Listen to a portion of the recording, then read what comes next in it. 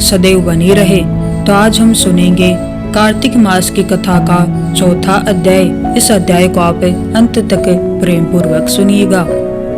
नारद जी ने कहा, ऐसा कहकर भगवान विष्णु मछली का रूप धारण करके आकाश से जल में गिरे।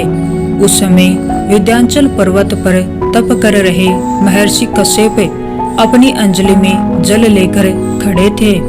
भगवान उनकी अंजलि में जा गिरे। महर्षि कश्यप ने दया करके उसे अपने कमंडल में रख लिया। मछली के थोड़ा बड़ा होने पर महर्षि कश्यप ने उसे कुएं में डाल दिया। जब वह मछली कुएं में न समा सकी तो उन्होंने उसे तालाब में डाल दिया। जब वह तालाब में भी न आ सकी तो उन्होंने उसे समुद्र में डाल दिया। वह मछली वहां भी बढ़ने लगी। फिर मत्स्य रूपी भगवान विष्णु ने शंखासुर का वध किया और शंखासुर को हाथ में लेकर बद्री वन में आ गए।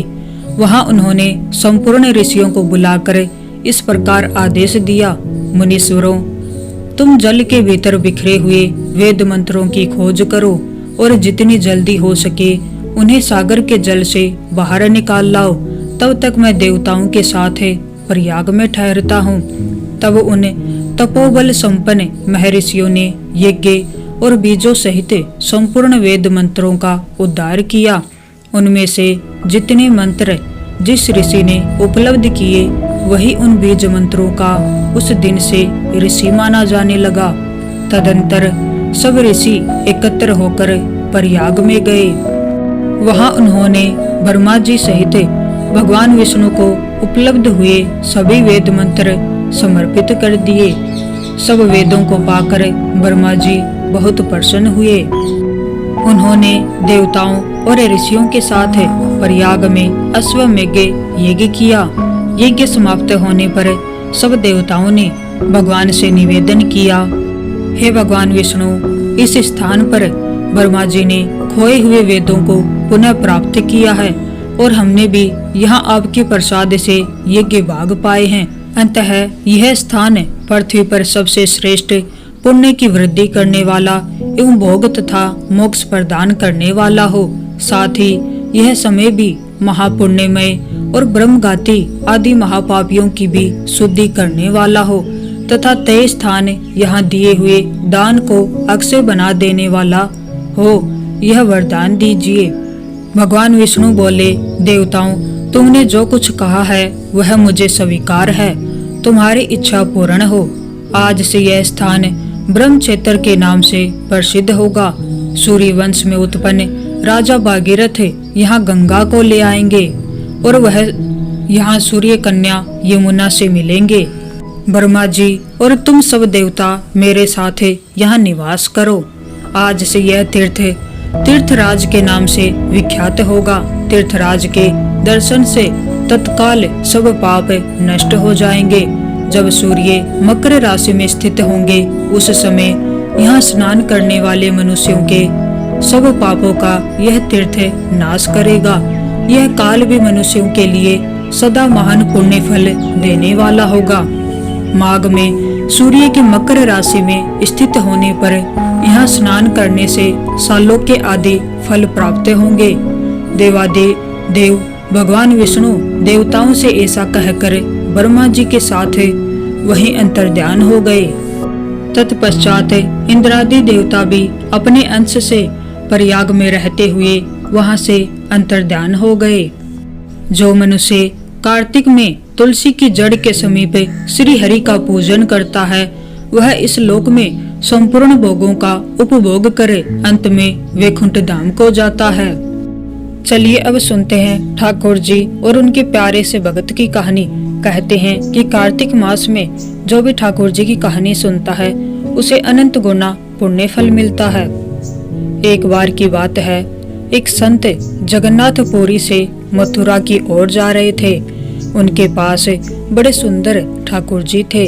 वे संत उन ठाकुर जी को हमेशा साथ ही लिए रहते थे और बड़े प्रेम से उनकी पूजा अर्चना करते थे। ट्रेन से यात्रा करते समय बाबा ने ठाकुर जी को अपने बगल की सीट पर रख दिया और अन्य संतों के साथ हरि चर्चा में मग्न हो गए। जब ट्रेन रुकी और सब संत उतरे तब वे सत्संग में इतने मग्न हो चुके थे कि झोला गाड़ी में ही रह गया। उसमें रखे ठाकुर जी भी वहीं गाड़ी में रह गए। सत्संग की मस्ती में भाव में ऐसा बहे कि ठाकुर जी को साथ लेकर आना ही भूल गए। बहुत देर बाद जब उस संत के आश्रम पर सब संत पहुँचे और भोजन प्रसाद पाने का समय आया तो उन प्रेमी संत ने अपने ठाकुर जी को खोजा और देखा कि ठाकुर जी तो कहीं नहीं हैं। संत बहुत व्याकुल हो गए, बहुत रोने लगे, परंतु ठाकुर जी नहीं मिले। उन्होंने ठाकुर जी के वियोग में अन्न जल त्याग दिया। संत बहुत व्याकुल होकर विरह में अपने ठाकुर जी को पुकार कर रोने लगे। तब उनके एक पहचान के संत ने कहा, महाराज, मैं आपको बहुत सुंदर चिन्हों से अंकित नए ठाकुर जी दे देता हूँ। परंतु उन संत ने कहा कि हमें अपने वही ठाकुर चाहिए जिनको अब तक हम प्रेम करते आए हैं। तभी दूसरे संत ने पूछा, आपने उन्हें कहाँ रख दिया? मुझे तो लगता है कि गाड़ी में ही छूट गए होंगे।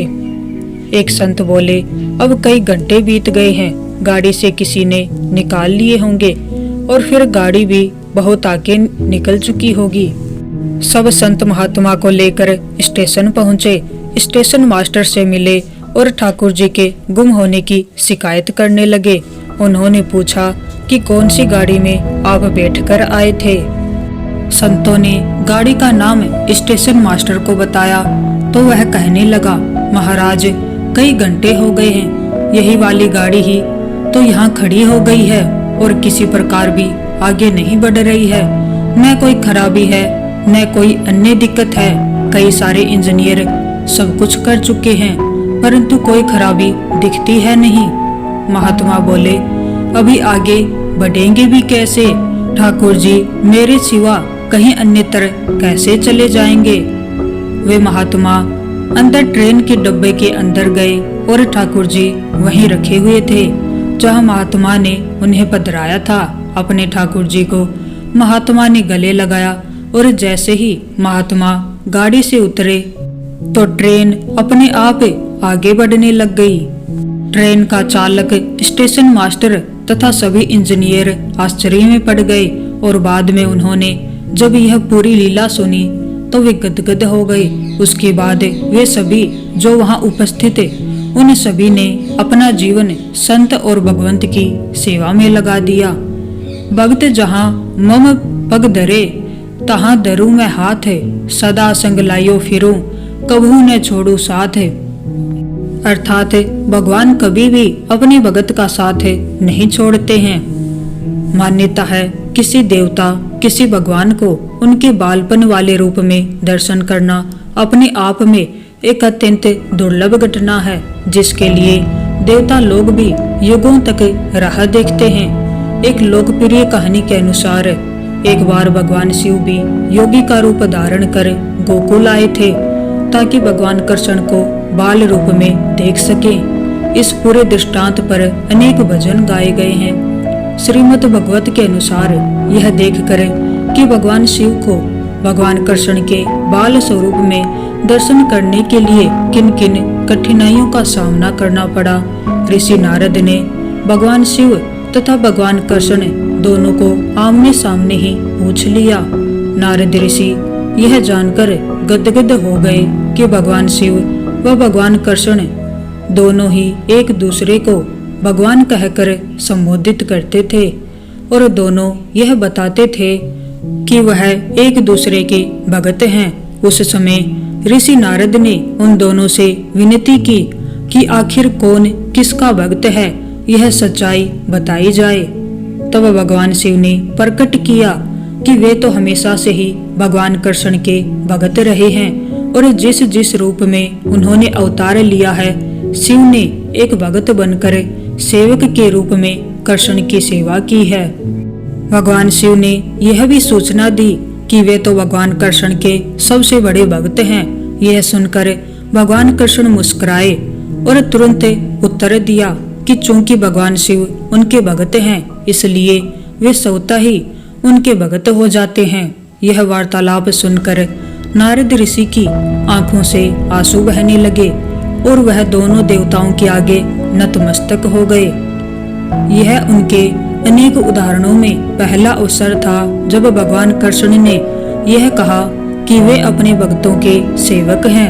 यह उस लोकप्रिय मान्यता को भी उद्धृत करता है कि भले ही श्री कृष्ण समूचे ब्रह्मांड के लिए भगवान हैं, परंतु वे सदैव अपने भक्तों की इच्छाओं का ही पालन करेंगे। जैसे भगवान शिव को देवों के देव माना जाता है, वैसे ही भगवान कृष्ण को भक्तों के भगत के रूप में जाना जाता है। कहा जाता है कि एक दिन सब गोपियों ने कृष्ण के लिए एक ठाठदार भोजन बनाने का निर्णय लिया।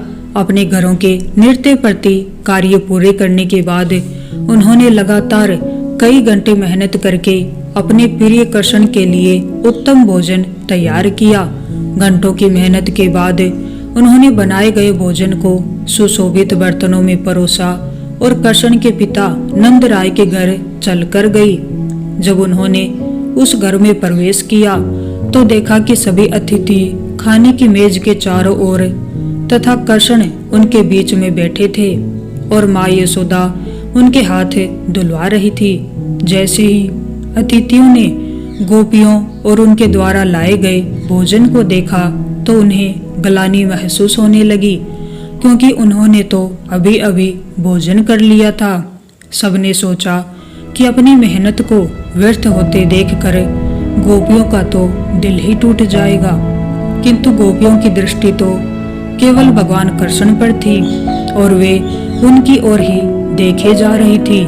कुछ पलों के पश्चात उन्होंने अपने बर्तन नीचे रख दिए और कलात्मक रूप से अपने हाथ हिलाते हुए नृत्य करने लगी। नंदराय, माँ यशोदा और अन्य सभी अतिथिगण यह देखकर चकित हो गए कि इतनी मेहनत से अपने बनाए हुए भोजन को व्यर्थ होते देखकर भी वो इतनी मस्त कैसे हो सकती थी। एक मेहमान ने हिम्मत करके गोपियों से उनकी प्रसन्नता का कारण पूछ लिया। गोपियों ने अपने उल्लास पूर्वक नृत्य को रोका और हंसते हुए कहा कि वे तो यह सोच रही थी कि इतनी मेहनत से बनाए भोजन को ग्रहण करने के उपरांत कृष्ण के चेहरे पर जो तृप्ति का भाव आएगा वह कितना दिव्य होगा।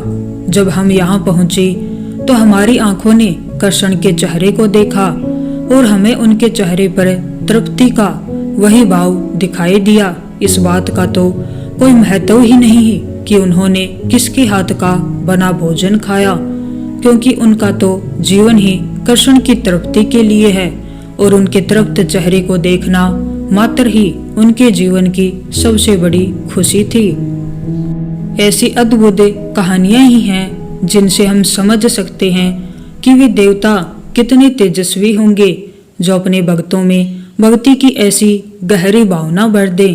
तो ये था कार्तिक मास की कथा का चौथा अध्याय और भगवान और उनके भक्त की कुछ कहानियां। अगर आपको ये कहानियां, ये अध्याय अच्छा लगा हो तो वीडियो को लाइक करें और चैनल को सब्सक्राइब करें और सभी अध्याय सुनने के लिए हमारे